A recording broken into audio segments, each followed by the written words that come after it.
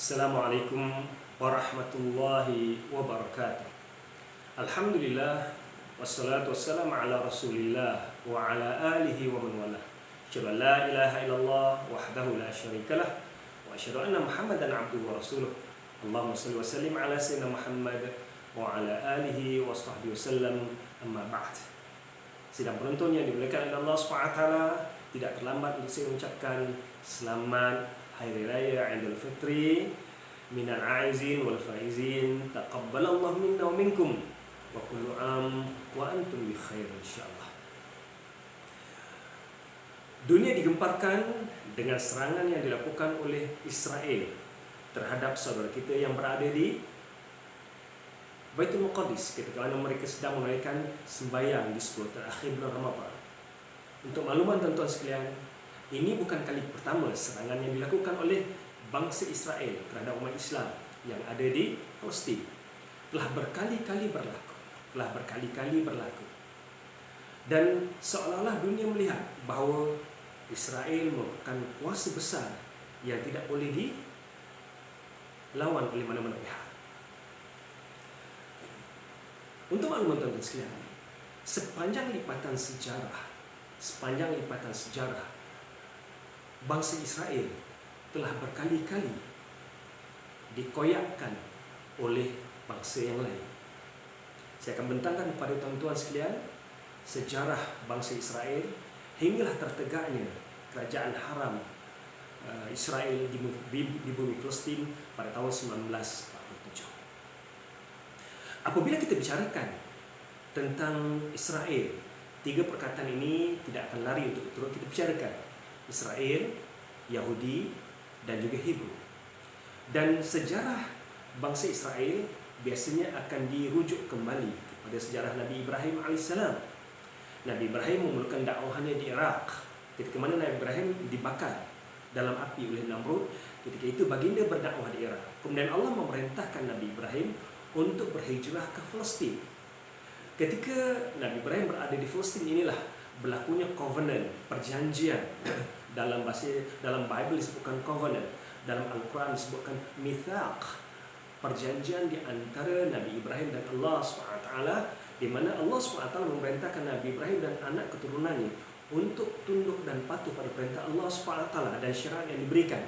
Antaranya syarat khatan, menyembah Allah yang esa, taat perintah Allah SWT, dan Allah memberikan bumi Kan'an, iaitu bumi Palestin di kali itu dikenali sebagai bumi Kan'an kepada anak keturunan Nabi Ibrahim AS. Tuan-tuan perhatikan ayat ini, kata ini, God rewarded the land of Palestine to the descendant of Abraham. Allah menganugerahkan bumi Palestin kepada anak keturunan Nabi Ibrahim AS. Dan dalam Al-Quran dijelaskan bahawa Nabi Ibrahim ada isteri yang pertama Sarah dan Hajar. Namun Bible menjelaskan bahawa Nabi Ibrahim ada 4 orang isteri. Sarah, Hajar, Keturah, dan satu lagi tidak disebutkan namanya. Daripada Hajar lahirlah anak yang pertama, iaitu Nabi Ismail.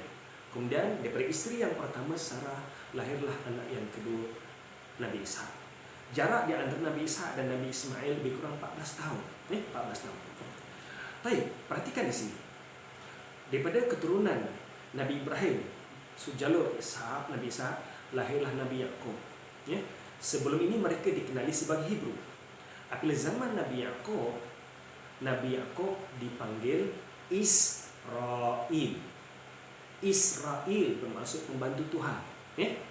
Jadi anak keturunan Nabi Yaqub yang 12 orang, termasuklah Nabi Yusuf AS, dikenali sebagai Bani Israel. Jadi 12 Bani Israel ini adalah anak keturunan Nabi Yaqub. Jadi apabila kita bicarakan tentang Bani Israel adalah anak keturunan Nabi Yaqub. Anak keturunan Nabi Yaqub. Perkataan Yahudi masih belum timbul lagi. Mereka selepas dikenali sebagai Hebrew, kemudian dikenali sebagai Israel, dan anak keturunan ini dikenali sebagai Bani Israel. Dan sejarah ketika mana Nabi, saya tak pergi detail sejarah tuan-tuan supaya menjimatkan masa. keluarnya Bani Israel kali pertama daripada bumi Filistin zaman Nabi Yusuf AS, ketika berlaku kemarau yang panjang ini, lalu mereka membawa keluarga mereka ke bumi Mesir untuk mendapatkan bekalan makanan dan mereka hidup aman damai di zaman Nabi Yusuf AS, ya. Peristiwa ini berlaku sehinggalah pada tahun 1300 zaman Nabi Musa AS. Sebelum zaman Nabi Musa, Bani Israel telah pun dijadikan hamba abdi oleh Fir'aun. Dan kebimbangan Fir'aun apabila mendapat berita bahawa akan lahir seorang yang akan memusnahkan kerajaannya, lalu Fir'aun telah pun memerintahkan supaya dibunuh seluruh anak lelaki yang baru lahir di kalangan Bani Israel. Namun atas nasihat menterinya bimbang, sekiranya disuruh dibunuh semua anak yang baru lahir, maka akan datang mereka tidak mempunyai pekerja, ya, hamba. Lalu mereka mengambil tindakan alternate, setahun dibunuh, setahun tak dibunuh. Sebab itulah Nabi Harun yang hidup sezaman dengan Nabi Musa AS, kita tidak pernah dengar bahawa Nabi Harun dijatuhkan hukum bunuh waktu kecil. Sebab Nabi Musa lahir pada tahun dibunuh, manakala Nabi Harun lahir pada tahun yang tidak dibunuh. Saya pendekkan cerita di sini. Setelah Nabi Musa AS menumbuk seorang keti dan orang ini mati, lalu Nabi Musa AS dinasihatkan untuk melarikan diri ke Madian sebab bimbang akan dijatuhkan hukum bunuh. Dan di sanalah Nabi Musa AS akhirnya berkahwin dengan anak Nabi Syuaib AS, dan kemudian Allah memerintahkan Nabi Musa kembali ke Mesir, membawa ataupun menyampaikan dakwah kepada Bani Israel dan juga Fir'aun. Namun demikian, kekejaman Fir'aun yang mengaku sebagai Tuhan bukan saja menolak dakwah Nabi Musa AS, bahkan ingin membunuh dan menghancurkan Bani Israel. Lalu Nabi Musa AS membawa keluar Bani Israel daripada bumi Mesir. Al-Quran tidak menjelaskan berapakah jumlah mereka, tapi Bible menjelaskan lebih kurang 600,000 jumlah Bani Israel yang dikeluarkan, dibawa oleh Nabi Musa ke Laut Merah untuk dibawa keluar pada bumi Mesir, ya. Dan kisah laut terbelah dua, kemudian mereka menyeberangi laut, kemudian Fir'aun mengikuti mereka dan laut tercantum, dan akhirnya Fir'aun lemas. Ada diceritakan dalam Al-Quran, ada diceritakan dalam Bible. Cuma Bible tidak menceritakan bahawa Allah menyelamatkan jasad Fir'aun. Dan inilah yang menyebabkan Dr. Maurice Bucaille akhirnya memeluk agama Islam apabila mengkaji jasad Fir'aun yang wujud sebenarnya adalah Fir'aun yang hidup zaman Nabi Musa AS, yang Al-Quran jelaskan jasadnya tetap terjaga sampai sekarang masih ada lagi. Litakuna man khalfaka ayah, untuk menjadi bukti umat selepas kamu yang Allah rakamkan dalam surah Yunus ayat 92. Baik, peristiwa pengeluaran Bani Israel pada bumi Mesir ini dikenali sebagai Passover, perayaan tahunan yang dirayakan oleh Bani Israel setiap tahun. Perayaan ini dikenali sebagai Passover. Lalu Nabi Musa ingin membawa mereka menuju ke bumi Palestin ataupun bumi Kanaan. Dan apabila mereka berada nak masuk bumi Kanaan, mereka dapati di bumi Kanaan ini terdapat bangsa-bangsa yang gagah dan mereka ketakutan. Sedangkan Nabi Musa AS memerintahkan pada mereka, ya qaumi dukhulul ard, ya qaumi dukhulu al-ardul muqaddasah, wahai kaumku, masuklah bumi yang suci ini yang telah Allah janjikan pada kamu, the promised land. Tetapi oleh kerana mereka takut pada kaum Jabbarin ini, lalu mereka enggan masuk. Bahkan apa yang mereka katakan, qalu ya Musa inna lan nadkhulaha abada, wahai Musa, kami tidak akan masuk bumi Kanaan selama-lamanya, madamu fiha, selagi mana mereka ada di sana. Ya. Kemudian kita nampak kurang ajarnya ataupun kasarnya ataupun keras kepalanya Bani Israel ini. Mereka boleh berkata pada Nabi Musa, idhab anta wa rabbuka faqatila wa nahnu hahuna qa'idun. Kamu wahai Musa pergi berjihad, berperang dengan Tuhan kamu, lawan mereka, kami tunggu kat sini. Lalu Allah mengutuk mereka sekeras-kerasnya. Ini dirakamkan oleh Allah SWT dalam surah Al-Maidah, ya. Tuan-tuan boleh baca pada ayat 21 hingga ayat yang ke-27, di mana Allah SWT menjelaskan, Allah SWT berfirman, fa innaha muharramatun 'alaiha, sungguhnya bumi Kan'an, bumi Filistin ini telah pun diharamkan ke atas bumi Mesir, ke atas Bani Israel. Yatihuna fil ardi arba'ina sanatan. Arba'ina sanatan yatihuna fil ard. Selama 40 tahun mereka disesatkan di padang pasir. Berarti kaum Nabi Musa alaihissalam tak dapat masuk Mesir ketika, tak dapat masuk Palestin ketika itu, sebab Allah telah pun mengharamkan ke atas mereka. Dan kalau kita lihat di sini tuan-tuan, ya, selama 40 tahun datanglah generasi yang baru, datanglah Nabi Yusha, kemudian membawa Bani Israel masuk ke bumi Palestin.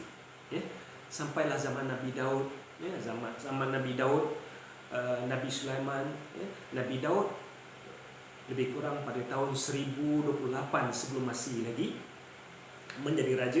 Kemudian Nabi Sulaiman menjadi raja pada tahun 900, lebih kurang 973 hingga 933 Nabi Sulaiman menjadi raja. So ketika itu mereka dapat menguasai bumi Palestin dan bangsa Israel hidup dalam keadaan aman ketika itu. Namun selepas zaman Nabi Sulaiman, disinilah peristiwanya bagaimana Bani Israel dikoyakkan oleh bangsa-bangsa yang lain satu demi satu, peristiwa demi peristiwa, ya, zaman demi zaman. Selepas kewafatan Nabi Sulaiman alaihissalam, ya, kerajaan Israel yang ada di Palestin terbagi pada dua, kerajaan utara dan kerajaan selatan. Kerajaan utara bahagian Galilea terdiri pada 10 kabilah. Kerajaan di bahagian Judea 2 kabilah. Namun pada tahun lebih kurang zaman pergolakan berlaku ini pada tahun 722 sebelum Masih, apabila kerajaan Assyrian datang menyerang kerajaan Israel bahagian utara, di mana 10 kabilah ini pun dihancurkan dan kawasan negara bahagian atas ni, bahagian utara telah pun dikuasai oleh kerajaan Assyria. Ini koyak yang pertama. Kemudian pada tahun 586 datang pula kerajaan Babylonian berjaya menguasai bahagian utara. Dalam masa yang sama, bahagian selatan 2 kabilah yang masih utuh dihancurkan juga oleh kerajaan Assyria. Dan Bani Israel dihalau keluar dari bumi Palestin. So tuan-tuan tengok, perhatikan di sini 2 kali koyak, ya. Yang pertama zaman Assyrian pada tahun 722 sebelum Masih, kemudian zaman Babylonian pada tahun 586. Dan kerajaan Babylonian telah pun menguasai bumi Palestin dalam jangka masa yang lama, hinggalah datang lebih kurang 200 tahun, ya, hinggalah datang King Cyrus. King Cyrus berasal daripada Parsi yang berjaya menguasai dunia barat dan dunia timur dan berjaya menguasai bumi Palestin ketika itu. Dan apabila King Cyrus berjaya menguasai bumi Palestin, King Cyrus yang beragama Zoroaster, dan agama Zoroaster merupakan salah satu agama wahyu. Lalu King Cyrus membawa kembali Bani Israel kembali ke bumi Palestin. Lalu mereka kembali beramai-ramai dengan slogan Hudna ilallah, Hudna ilallah, Hudna ilallah, Hudna, Hudna, kami kembali pada Allah, kami kepada Allah. Fasumya bil Yahud, lalu mereka dipanggil sebagai Yahudi. Di sini timbulnya perkataan Yahudi, ya. Selepas beratus tahun selepas zaman Nabi Musa, barulah perkataan Yahudi timbul, iaitu zaman King Cyrus. 500 tahun sebelum kedatangan Nabi Isa AS baru perkataan Yahudi timbul. Ini pandangan pertama. Pandangan yang kedua, timbulnya perkataan Yahudi ialah apabila King Cyrus membawa mereka kembali ke bumi Palestin. Daripada 12 kabilah Bani Israel ini dihancurkan oleh kerajaan Babylonian dan juga Assyrian, tetapi yang pulang ke bumi Palestin, majoriti mereka adalah daripada kabilah Judeh. Kabilah Judeh salah seorang anak Nabi Yaqub alaihissalam, dan kelompok inilah kelompok majoriti. Oleh kerana kabilah Judeh adalah kabilah yang majoriti, lalu kelompok ini dipanggil the Jew ataupun Yahudi. So ini 2 pandangan bagaimana timbulnya perkataan Yahudi, ya, 500 tahun sebelum kedatangan Nabi Isa alaihissalam. Kemudian pada tahun 332, kerajaan Macedonia telah pun menguasai bumi Palestin, di mana bumi Palestin dikuasai oleh budaya Greek ketika itu. Sehinggalah zaman Nabi Isa AS menyebarkan dakwahnya. Nabi Isa menyebarkan dakwahnya lebih kurang pada tahun 30 Masehi. Ketika itu kerajaan Macedonia yang menguasai bumi Palestin dan budaya Greek yang menguasai bumi Palestin ketika itu. Dan setelah perginya Nabi Isa AS, berlaku lagi, walaupun Bani Israel tinggal di bumi Palestin, tetapi mereka tidak ada kuasa ketika itu. Mereka hanya sebagai rakyat. Mereka hanya sebagai rakyat. Namun peristiwa koyak yang ketiga, apabila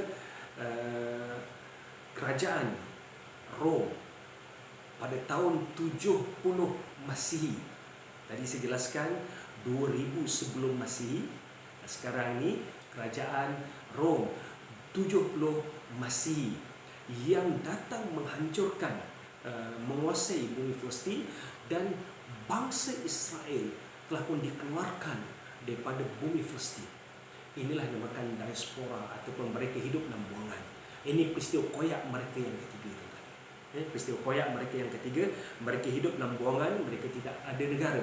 Mereka hidup di negara yang berbeza-beza di bumi Eropah. Pada tahun 700 sebelum Masehi, perkara ini berterusan, berpanjangan, sehinggalah Islam datang dan Islam berjaya menguasai bumi Palestin, dan bumi Palestin telah pun didiami oleh orang Kristian, ada orang Yahudi, orang Islam, sampailah pada tahun 1886 seorang jurnalis bernama Dr. Theodor Herzl telah pun menulis buku yang bertajuk The Jewish State. The Jewish State. Buku ini telah memberikan inspirasi kepada bangsa Yahudi, bangsa Israel untuk bersatu. Pada tahun 1886 buku ini ditulis. Pada tahun 1897 mereka telah melakukan satu konferensi yang pertama di Basel, Switzerland, dan disinilah, dalam konferensi inilah tertubuhnya gerakan yang dinamakan gerakan Zionis, di mana target mereka adalah untuk menumbuhkan kerajaan ataupun negara Israel. Dr. Theodor Herzl sendiri dilantik sebagai pemimpin Zionis yang pertama. Dr. Theodor Herzl ada PhD dalam bidang perundangan. Beliau seorang jurnalis dan beliau merupakan pemimpin gerakan Zionis yang pertama. Dan rancangan yang dilakukan untuk mereka mendapatkan bumi Palestin, menubuhkan negara mereka sendiri. Pada peringkat awal mereka nak negara. Walaupun kerajaan British ada menawarkan negara-negara lain, tetapi mereka berkeras, mereka mahukan Palestin. Sedangkan Palestin ketika itu berada di bawah pemerintahan Khalifah Uthmaniyah. Sultan Abdul Hamid ketika itu memerintah Palestin. Mereka cuba untuk mendekati Sultan Abdul Hamid, memujuk Sultan Abdul Hamid, namun Sultan Abdul Hamid tidak mengizinkan mereka untuk menguasai bumi Palestin. Setelah berlakunya perang dunia yang pertama, dan berlaku perang dunia yang kedua, disitulah umat Islam jatuh, dan kerajaan British pun berjaya menguasai banyak negara, dan penjajah telah pun membagi-bagikan negara-negara ini ikut kuasa masing-masing. Itali, Perancis, Portugal, Malaysia dijajah oleh Portugal, Libya dijajah oleh Itali, kemudian Palestin dikuasai oleh British ketika itu, dan British lah yang bertanggungjawab membawa masuk bangsa Israel daripada Eropah ke bumi Palestin. Walaupun pada peringkat awal zaman pada tahun 1897 hanya 3% sahaja penduduk Israel, penduduk Palestin yang berbangsa Yahudi, mereka hidup, yang berbangsa Israel, mereka hidup ketika itu, penduduk Palestin hidup dalam keadaan aman damai. Mereka hidup dalam keadaan aman damai, sehinggalah apabila kerajaan British berjaya membawa masuk berbondong-bondong daripada Eropah, daripada Soviet Union ke bumi Palestin, hinggalah akhirnya lebih kurang pada tahun 1947 jumlah mereka berjaya mencapai 30% daripada jumlah keseluruhan penduduk Palestin. Dan desakan demi desakan akhirnya mereka berjaya menguasai bumi Palestin dan tertegaklah kerajaan haram Palestin, kerajaan haram Israel di bumi Palestin. Daripada jumlah yang sedikit, dan sekarang ni kalau tuan-tuan lihat peta Palestin yang menjadi milik umat Islam satu ketika dulu, hanya beberapa persen sahaja yang diberikan kepada penduduk Palestin di Gaza. Dan kekejaman demi kekejaman yang dilakukan oleh bangsa Israel terhadap penduduk Islam di Palestin telah berlaku peperangan demi peperangan. Kalau kita lihat pada tahun 1967, kubu Berlin yang dibina oleh Israel belanja berjuta, 500 juta dolar yang dianggap kubu yang begitu kebal. Namun dalam peperangan di antara Mesir dan juga Israel, Mesir berjaya mengalahkan Palestin, Israel ketika itu. Bahkan Syria berjaya menguasai Bukit Golan. Saya nak gambarkan bahawa Israel berapa kali koyak dalam sejarah. Dan sekarang ini dengan backup yang ada daripada kuasa besar dunia, Amerika, seolah-olah Israel boleh melakukan apa sahaja. Kalau kita lihat ajaran Talmud, yang saya tidak sempat nak bicarakan tentang ajaran Talmud, kekejaman-kekejaman yang dilakukan oleh bangsa Israel terhadap manusia yang lain selain bangsa Israel ini adalah inspirasi daripada tafsiran yang dilakukan oleh ulama mereka terhadap kitab Taurat yang dipanggil Talmud. InsyaAllah kesempatan yang lain saya akan bicarakan tentang perkara ini insyaAllah. Dan orang yang bukan Israel dianggap sebagai goyim, G-O-Y-M, dan tahap mereka lebih teruk daripada binatang, dan tidak menjadi kesalahan bagi bangsa Israel untuk membunuh umat yang lain selain bangsa Israel, sebab mereka goyim lebih teruk daripada binatang. Sebab itulah tuan-tuan sekalian, bagi mereka apabila membunuh manusia lain ini tidak menjadi salah, seolah-olah macam kita bunuh nyamuk. Dan sampai sekarang kekejaman demi kekejaman yang dilakukan oleh bangsa Israel, dan akan tiba waktunya Israel akan menguasai bumi Palestin begitu kukuh, makin kuat, dan ini tanda Malhamah Kubra akan datang. Janji Allah pasti akan datang, di mana Rasulullah SAW dalam hadis Imam Bukhari telah pun menjelaskan bahawa sebelum berlakunya kiamat nanti akan berlakunya Malhamah Kubra, di mana makhluk Allah akan membantu umat Islam memerangi orang Israel, memerangi orang Israel yang didukung oleh Dajjal. Manakala umat Islam yang membantu Nabi Isa AS untuk menegakkan syariat Islam, untuk menegakkan akidah tauhid di muka bumi ini, akan mengoyak rabakkan sekali lagi kerajaan haram Israel yang melakukan kekejaman ini. Bahkan dalam hadis yang dikatakan oleh Imam Bukhari ini, Rasulullah SAW menjelaskan segala apa yang ada di bumi ini, batu dan pokok, akan memanggil, wahai Muslim, datang sini belakang aku ni ada orang Yahudi yang musuh kamu, serang mereka, bunuh mereka. Dan inilah peperangan yang dipanggil Malhamah Kubra. Apakah saatnya telah pun dekat? Apakah saatnya telah pun berlaku? Apakah peperangan, kekejaman yang dilakukan oleh bangsa Israel sekarang ini terhadap umat Islam yang ada sekarang merupakan detik-detik Malhamah Kubra telah pun dekat? Yang pastinya tuan-tuan, janji Allah pasti akan menjadi kenyataan.